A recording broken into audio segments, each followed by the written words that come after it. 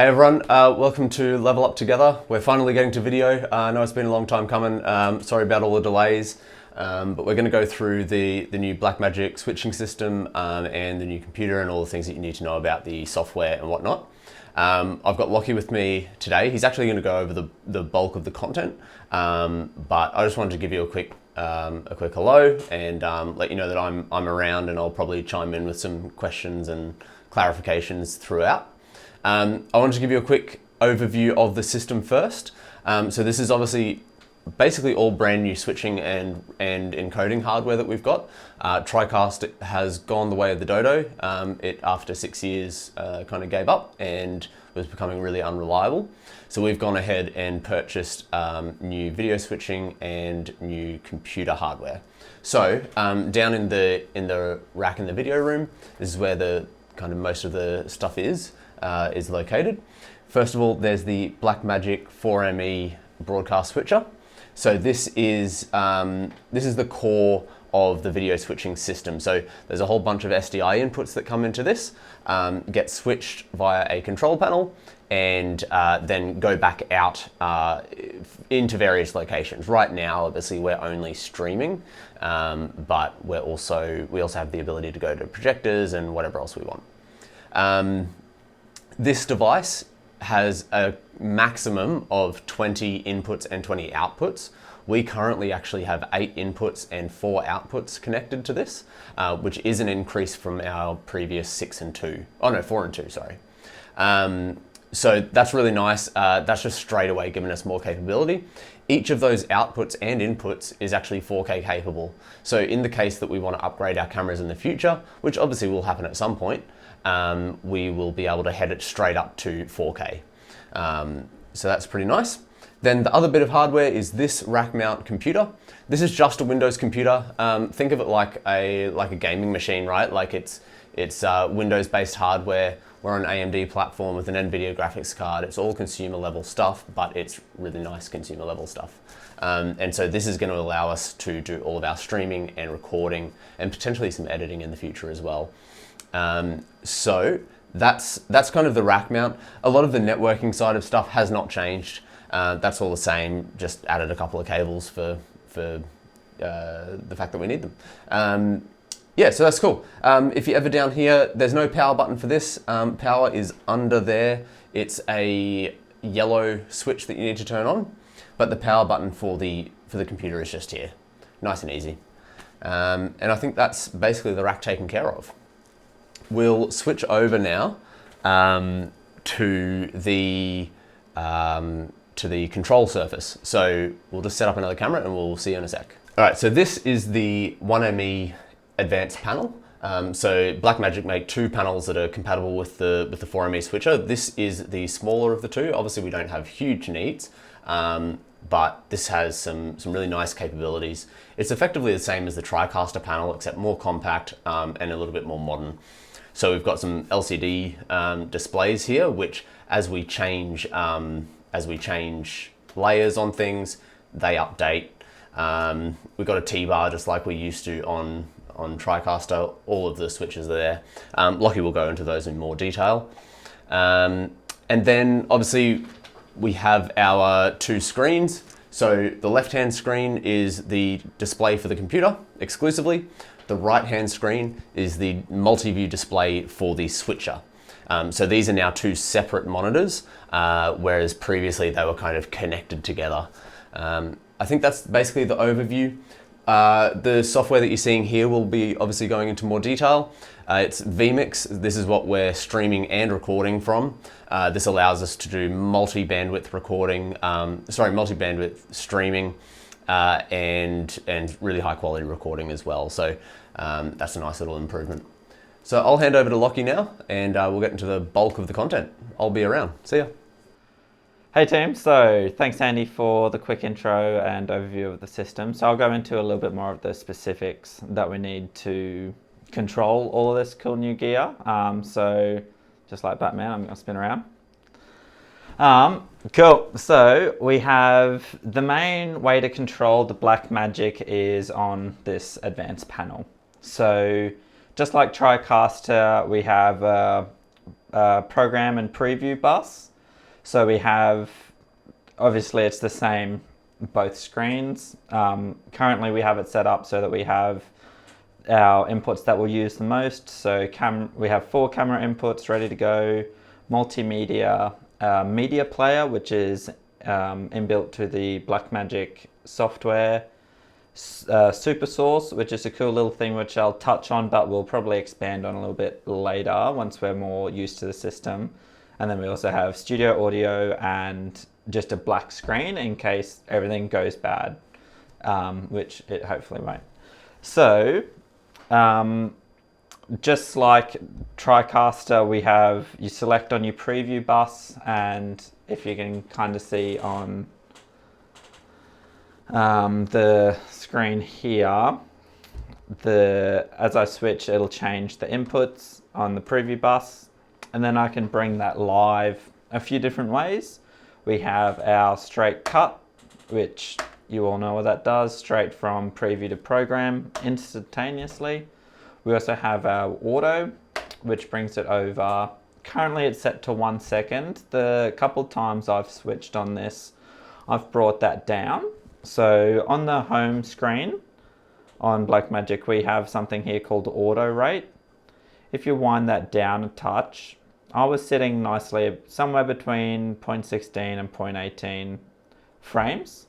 So that just results for a quicker fade. Play around, see what works best for you, obviously. Or we can also do the manual T-bar, so that switches it. Currently it's set to just mix, which we'll probably stick to. There's other transitions, but we're kind of past the 1990s now. We might not go into that anymore, Simo.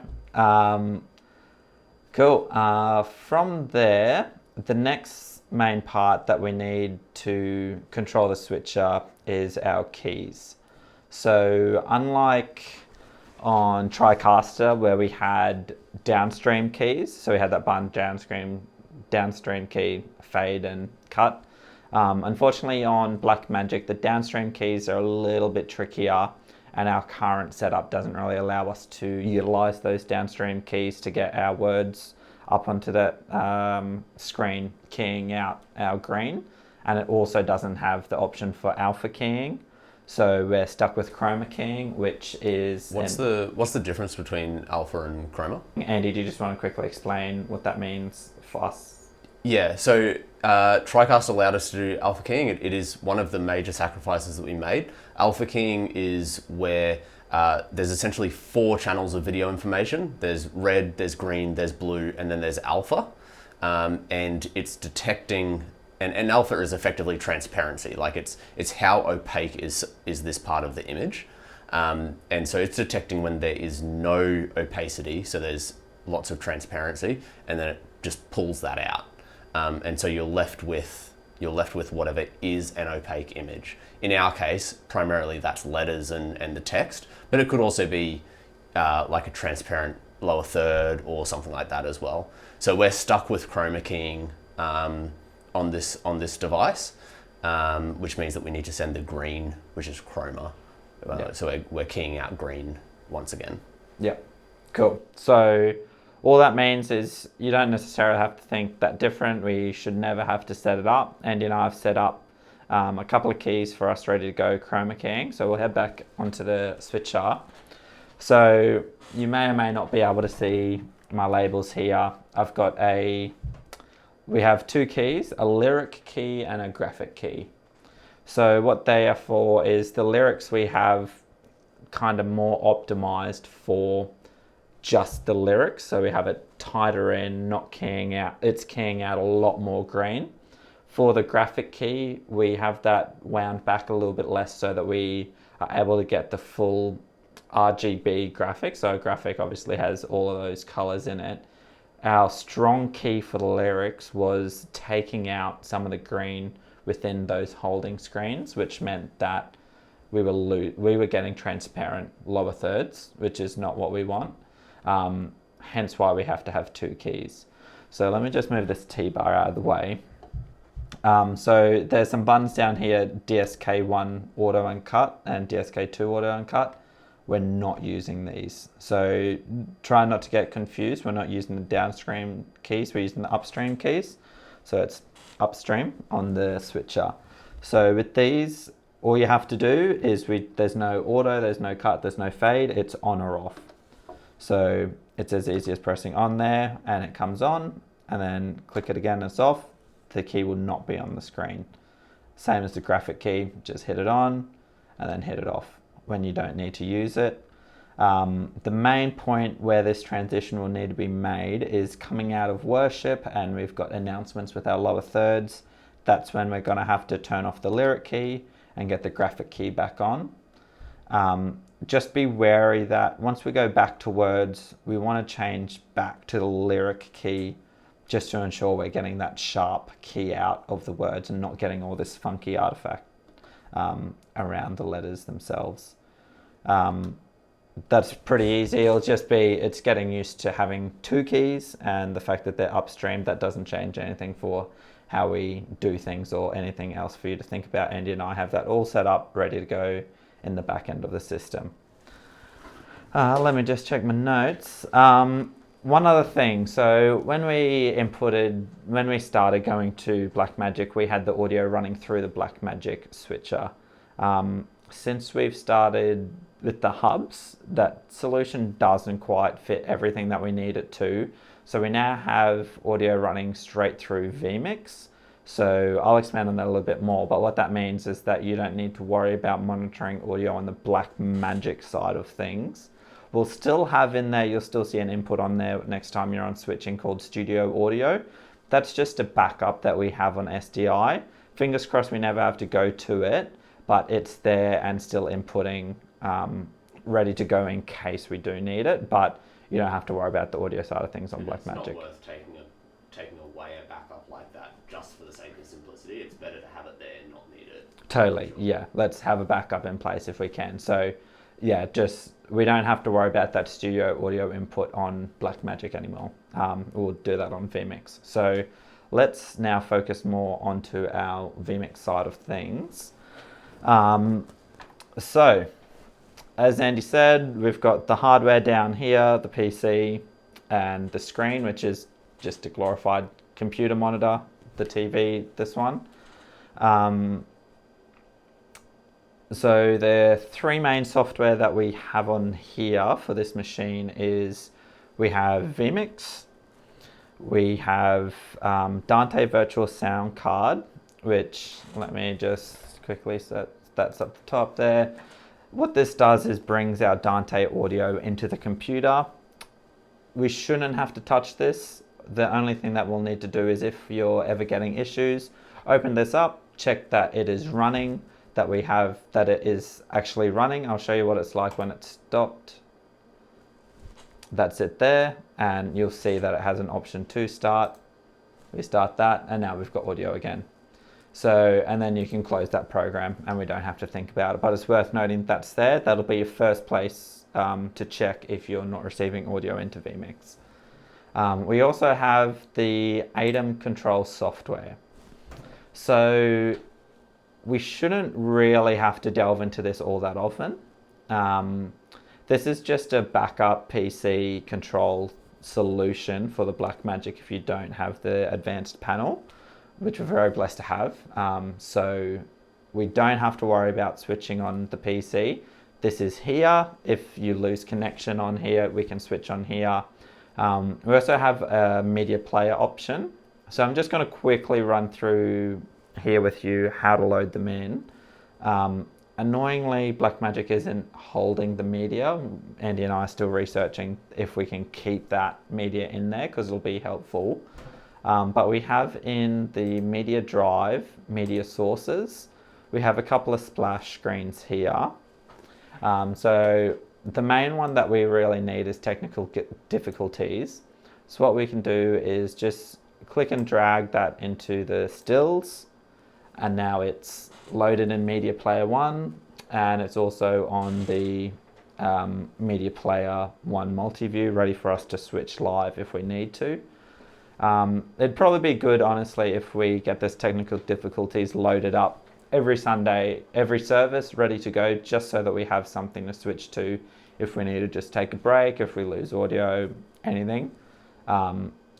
So yeah, let's load that up into Media Player 1. And I'll keep researching to see if we can keep it in there. Otherwise, let's just make this a habit to load in and confirm that that's there every Sunday. Yeah, I think that's worth it because even we're doing that in ProPresenter at the moment. Yeah. We've got it on vMix as well, I'm pretty sure. So just having it available on all levels Yes. is handy because no matter what breaks, we can get a technical difficulties post out Yeah. short of the stream going down. Yes, I agree. Yeah. So apart from doing that, once you've loaded in technical difficulty slide, we don't need to worry about in here anymore. This is also where we go and set our auxiliaries, but that will never change at the current point. Once we're back meeting together, we may need to set up our auxiliaries for mother's rooms and whatnot, but for the moment, we don't have to think about it. So I'll just go and close that. All right, and now we've got vMix. So what I might do actually is just close this and show you where we start in vMix. So vMix is this little square 3x3 grid down here. So we'll open it up. When you turn on and open vMix, you'll notice that it's a blank screen. That's just vMix. It opens up in a blank template. So what we'll do is we'll go into open up the top here, and we have Nexus Hubs default and Nexus Initial vMix. Moving forward, we'll use the Nexus Hubs default until we're not doing Hodins and Hubs anymore, and then we'll create a new default. So if I go and load that up now. And that'll always be communicated on Slack. Yes. And that'll always be communicated on Slack as those things change. Absolutely, yeah. So if you're not on the video Slack channel, go and join in. We'll start posting updates as we move forward again now and build our video team. All right, so now we have the Nexus Hubs default live on vMix. So we have a bunch of inputs, both video and audio here. So if I scroll down, so the couple of things that we have in here is Spotify audio, which is coming from the multimedia iMac. This is for pre and post service. We've got the licensing finally to play the music before and after the services. So this will be managed by you. We'll have that coming in from multimedia. So the service producer will make sure that they're playing it. If you're still waiting on it, just follow up with the service producer. That will get multimedia onto it. We also have broadcast audio. So that's coming straight from the studio, from our broadcast engineers. We have our Decklink 8K, which is just the input card that we're using to get signal in from our Blackmagic switcher. We also have a couple of holding slides here if we ever need to cut to them. The main three that we'll use is our holding screen, our pre and post service, and our main service. So as you can see next to each of these, I have a little bracket which tells you what audio input is being used for each of these inputs. So our holding screen is just this holding screen with Spotify audio playing. If I just turn that up a little bit, we can hear that. Next up, we have our pre-post service with Spotify. What this will be used for is we have a 5-minute countdown video now before the service.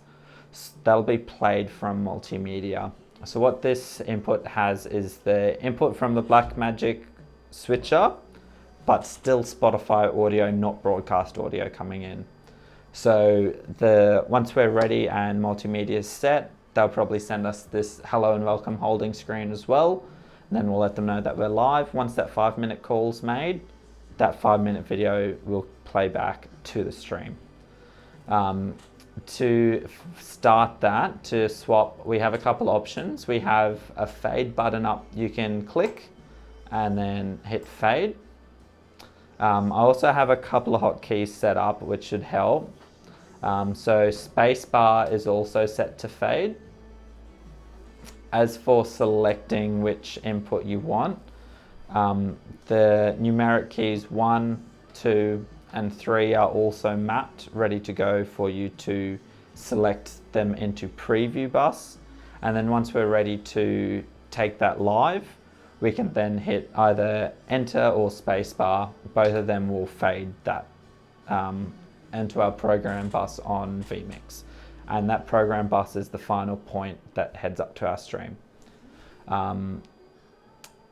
So we have obviously our holding screen, our pre and post service. We also have our main service. So what this will do, this will swap to the feed from the studio, taking broadcast audio input. So once that's live, that'll fade out the Spotify and bring in the broadcast feed. It will keep the Blackmagic video input the same, because at that point as well, we'll have to switch the camera live as opposed to the multimedia input. So if I bring that live quickly,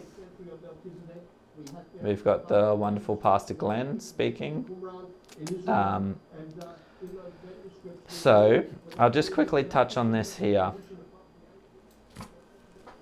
You guys are now responsible for the final audio feed out to the stream. What that means is that we need to make sure that that level between Spotify and our broadcast audio is fairly similar, if not the Spotify setting just below our broadcast audio pre and post the service. So that means that we'll swap between our pre and post service and our main service scenes in vMix.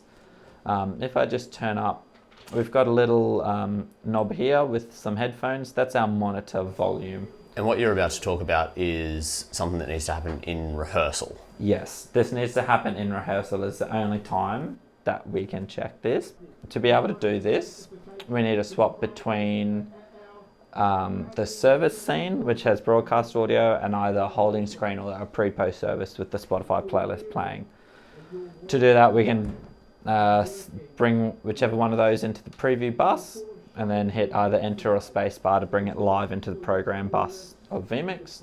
As we do that, let me just turn this monitor up for us to hear it a little bit clearer. In your joy, if you're anxious and stressed, he's working for your peace.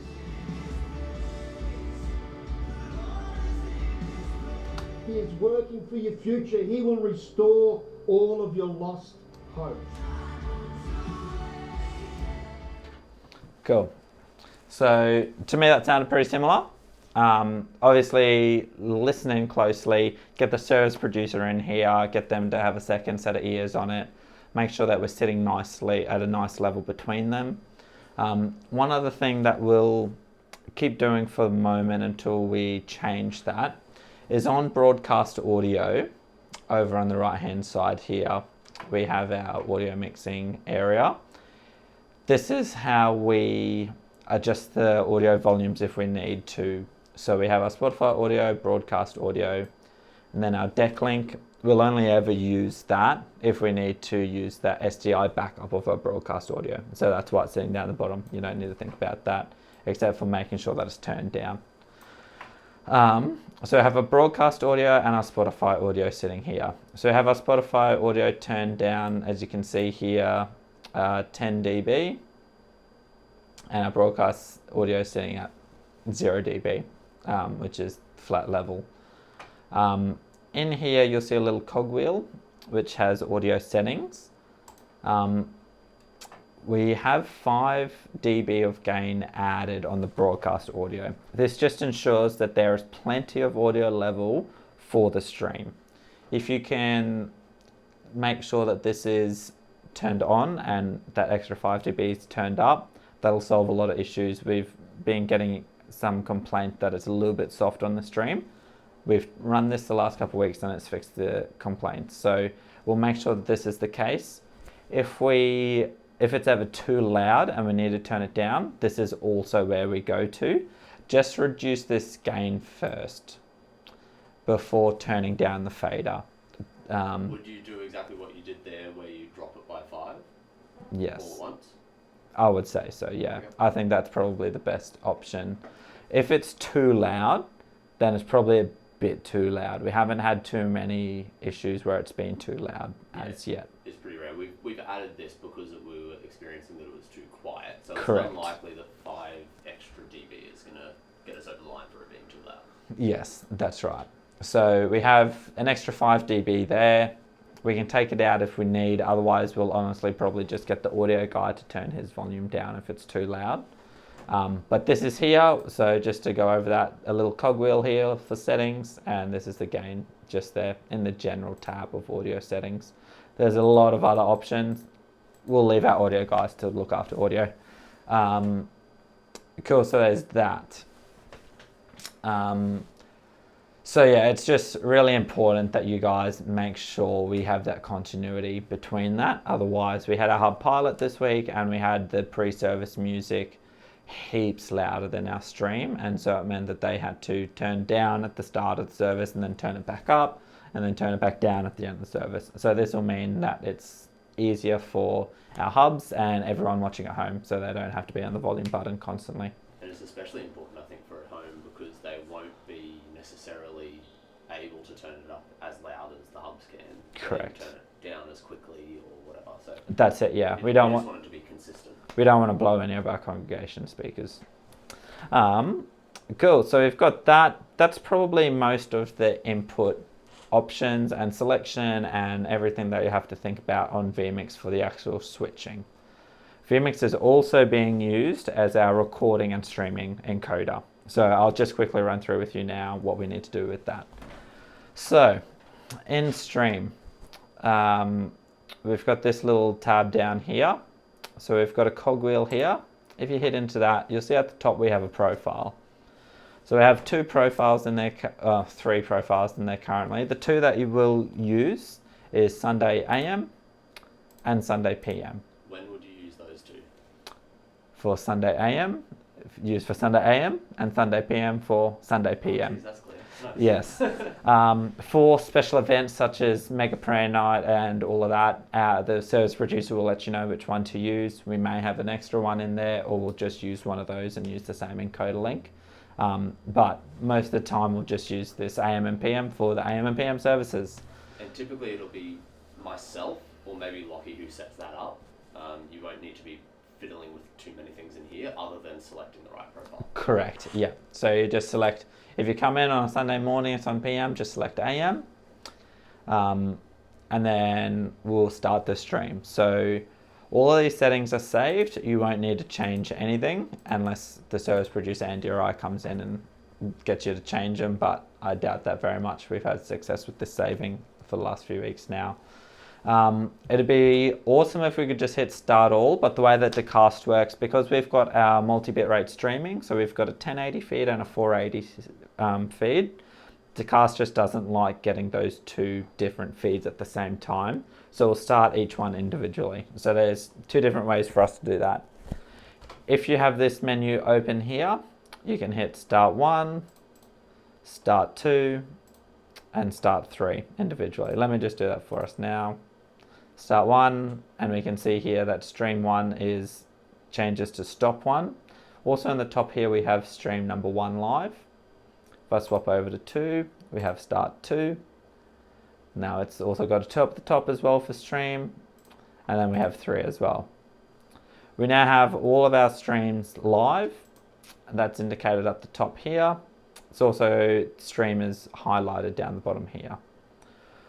For us to, when you go to stop all the streams, you can hit the stop all streams. That's not an issue. Just remember to make sure and wait for your service producer to tell you that we're good to stop the stream. That's normally about 5 to 10 to up to 20 minutes, I think, after the service for AM. So just make sure that you don't stop this stream until the service producer gives you the all clear. So if we stop all the streams there, it'll stop. Happy days. In this little pop-up menu, we can so that error, let's just cut that. In this little pop-up menu here, you can see now that we've stopped the streams, comes up and we can start each stream. This is the other option. You can just get into this little pop-up menu and then start stream 1, start stream 2, start stream 3 individually just by clicking each one. So I'll just go and do that. So up the top here now we have stream 1, 2 and 3. Kind of counterintuitively, but not quite, red is good. If in that top corner you've got red stream 1, 2 and 3, happy days, we're streaming. If it's flashing yellow or if it turns solid yellow, that means we've got issues. Get onto comms straight away and let the service producer know, and get technical difficulty slide up, because that means that we're having issues with the stream and we don't want it to seem like to the people at home we don't know. So if we get that up, then they're aware to do that, to just stand by and wait for us to fix the issue. We have been solid for the last maybe 4 weeks so far, so let's hope that keeps going. We've got awesome new support with Decast, and vMix has been super solid. Cool, so that's all the streams there. If I go ahead and stop all those streams, yes. The other thing that we need to do out of vMix is record. So in here, you just hit the record button. These settings are correct. That's saved in the default scene. Then just hit record. You'll now get another audio input here, which is recording, which should match the master output. You'll also get a little icon up here saying recording. That just shows you that we're recording. Make sure you start the recording before the 5-minute video, and make sure you stop it pretty well after the service once we're back into the post roll. That's all good. You don't need to wait for service producer to let you know. We'll let you guys do that. Make sure you get the whole service. And then to stop that, we just hit stop. Cool. That's about vMix. I just want to quickly, before we move on to transferring our files onto Google Drive, run through the start of a service. So you guys are the most important person in this role, apart from the service producer. They're going to make the call and you're going to execute their calls. So what we need to do is, we'll just get ready. We've got the holding screen up and Spotify's playing. We've got our post-pre-service ready to go in the preview bus, and let's just pretend multimedia is sending the hello and welcome slide. We'll take that live. The 5-minute video countdown will start, and they'll be playing with Spotify audio. We'll get the service broadcaster audio ready in our preview bus. Now, this transition is so crucial to ensure that the service has a smooth start. So we'll have the video played down from 5 minutes all the way down. And so as we come from, let me just send multimedia straight into our preview bus, just as an example now. Obviously, we'll have a nice video playing on there for you. As we start this service, the service producer will go, all right, we're going live in 10, 5, 4, 3, 2, 1, we're live. What needs to happen in here on that count is we need to be ready probably 3 minutes beforehand, but get fully set at least like 10 seconds out. As we count down, we have to bring live the camera and also switch our vMix to the service so that we take broadcast audio. We'll make this transition at 1 on the call. What that means is there'll be a 2-second fade between our holding music from Spotify and the holding screen into broadcast with broadcast audio. We also need to change to a camera input on the Blackmagic during that countdown as well. So on Blackmagic you have multimedia live Yes. and your first shot on preview. Yes. Your first camera shot. Yeah, thanks. Yeah. So it's really important to have, if it's camera 1, 9 times out of 10, it's going to be camera 1 that you're opening with. Make sure you have that ready on the preview bus. And then multi is obviously live because we're sending that to the stream. And the key will be off as well, actually. So Andy, if you just want to, we'll practice, if you want to be service producer and count us down from 5, and I'll show you what we need to do here. And we're going in 5, 4, 3, 2, 1, go. Cool.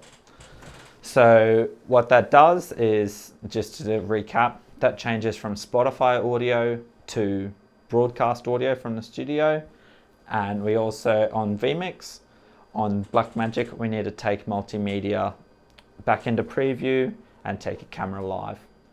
So it's really important to make sure we nail that. We'll keep practicing that over the next few weeks. It's really important that we start our services strong. So Andy and I will be here for the next few services, and we'll be in here and practice that during rehearsal as well as setting these levels correctly for you. Importantly, after that transition, there'll be a short introduction usually, yes. And then the lyrics will start. So correct. You need to turn on your lyric key pretty quick smart after that transition. That's right, yeah. So once that transition's made, you don't need to worry about vMix until the end of the service, and then we're in Blackmagic ready to go, lyric key on. They'll probably have the CCLI information up, which is a little copyright text. Smack that on, and then we're ready to go for the service. At the end of the service, so we're coming back to this pre and post service input on vMix. So what that'll mean is we'll have the outro post roll run from multimedia, and we'll go back to Spotify audio, which is playing from multimedia throughout the service. So in the opposite order, kind of. So the service producer will make a call, all right, stand by to close the service, and close the service. As we do that, we'll take multimedia live and switch vMix to pre-post service, which has Spotify playing. So you guys start and end the service. You're the be all and end all of that. So it's super important that we nail that. Any questions on the day, next time you're rostered on, please ask Andy or myself or any of the other switches that might be on that have done it before. We're here to help you. We're here to make sure that this is smooth and we start our services really strong. Now, at the end of the service, we're all good, happy days. We've got our transitions now, sick camera shots. We've stopped the recording. We'll go in and close this. We'll close our vMix. Cool. In File Explorer, we have in the frequent folders, it's also in D drive. I'll show you the proper way. In Media D drive, we have a folder called Sunday Recording. This is where all of our captures will save to. So from here, we have to copy that. And then we go into Google Drive file stream. In shared drives, we have our footage and vodcast archive, and then auditorium upload folder, and Sunday recordings. No, video upload. Is it? Oh, okay. Mad. All right, let me restart that.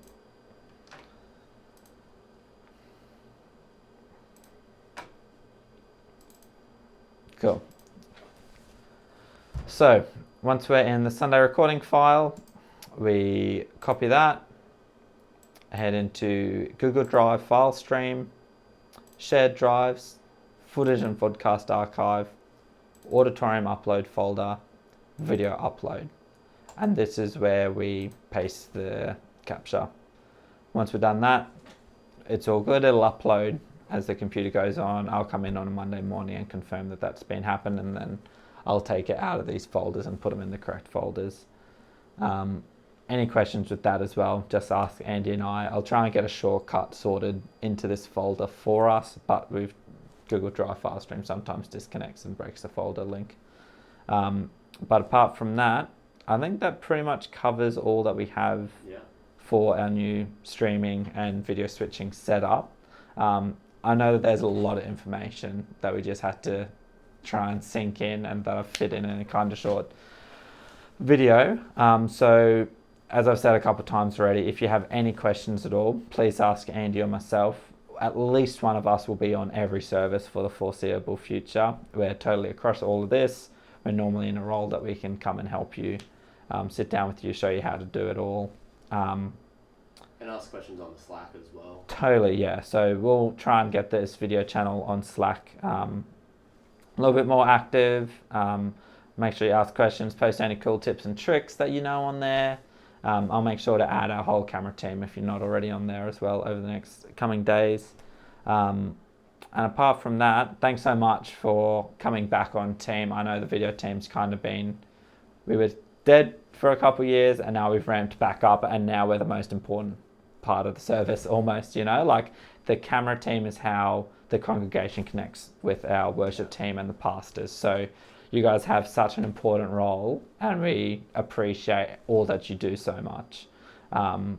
So let's keep going to the next goals that we're able to kick and take our streaming and camera work to the next level. Hopefully this will assist in that. Together. We can Together. Level up together. Boom. How's that for a finish? All right, team, thanks so much. We'll see you on a Sunday very soon. See ya.